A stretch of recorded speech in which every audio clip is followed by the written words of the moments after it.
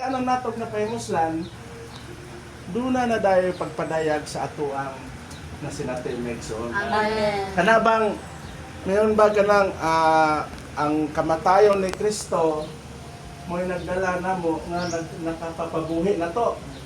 Kaya naman, yung kamatayon, nakapabuhi na to, tungod kay, nakailaman ta. No? Muna nga, sa John 5:20, sa kinanglan nga makailata, sa nga, and we know that the Son of God has come, no? And has given us an understanding that we might know Him who is true. Nya, and we are in Him who is true in His Son, Jesus Christ. Amen. Si Juan ani, ano siya, unsa man gyud ning the true one, no? Sa pagbasa nato aning Mar, pag-anan ako ba, 36 the true one, ang tinuod. Murag lisod pag ano, no? Sa Greek word ani gi-translate ni siya og kaning alitinos, no? Kanang tinuod, no? Tinuod jud, no? Walay lain, no? Muna nga ang Ginoo maigsoon na ato nang nasinatian, ato nang na ilhan, nasabtan para tinuod tang makasinati niya, tinuod tang makapahimulos niya. Dayon mapusis nato sa realidad ang iyang kaugalingon, no? So ato na ning na sinatian, no? Yung bang sino yung Panginoon nung natanggap natin yung Panginoon, hindi yung kanang atik-atik lang, kanang true one, no? So we not only know the true God, we are also in Him. So, we do not, wala lang sa nakailan, pero we are also in Him. We not only have the knowledge to Him, wala ta nakahibalotan niya, pero we are in an organic union with Him. We are one with organically. We are naatan niya sa organiko yun, no? Wala din tayo nga naatan niya nga kanang tek-atik lang, no? Organically, no? So, muna nga si Juan, when John says that we are in the true one, he is making a crucial point. No, yun, ano siya, not only though we know the true one, ano siya, and not only though we experience, enjoy, and possess Him as the reality, but we are in this reality, we are in the true one. Amen. So, para mapamatusan nato nga naata sa tinuod nga usa, pinaagi sa ato ang pagpahimulos aning pulong ni Hesus.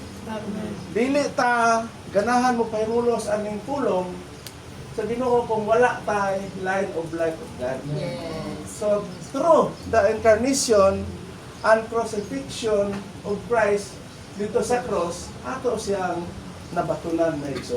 Amen. Munang dili lang masayod ta, kundi makaila ta pinaagi sa atong pagdawat o pinaagi sa atong pagdawat ngadto niya. Amen. No, salamat sa Ginoo. Amen. Di ba, Brad, siyan, mituong ka. No? Mituong man ka sa Diyos. Nasayod po ka nga dunay Diyos. No? Kaya wala pa yung Diyos, dili man ta makakita ni mga kalibutan ng talan-awon, kana mga greens, no? Kana mga binuhat pa sa Diyos. Pero dili lang taman niya na kinahanglan nga ato po siyang dawaton. Amen. Nga atong kinabuhi. Amen. Kaya doon na may kanang kingdom of God. Doon na po'y kingdom of man. Kingdom of kining niyang tawag aning plans. Plus, doon na po'y kingdom of Satan. So, dinay sa kalibutan, duha rang gingharian. Amen. Kingdom of Satan o kingdom of God. So, kadtong wala nakabaton sa kinabuhi sa Ginoo, they are all under the kingdom of Satan. Pero kadtong nakabaton sa kinabuhi sa Ginoo, they are all under the kingdom of God. Amen.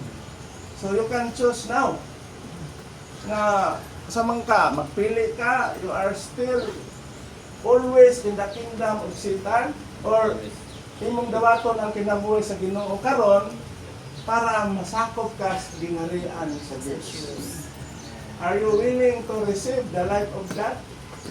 Amen. Are you Praise willing the to Lord. receive and get baptized? Amen. Amen. Praise the Lord. Praise the Lord. Magpabautismo ka karong magpaniud to or before paniud to. Ano sa may atong arrangement ana? Karoon na. After no, ato lang pinosipal niya, willing man po siya.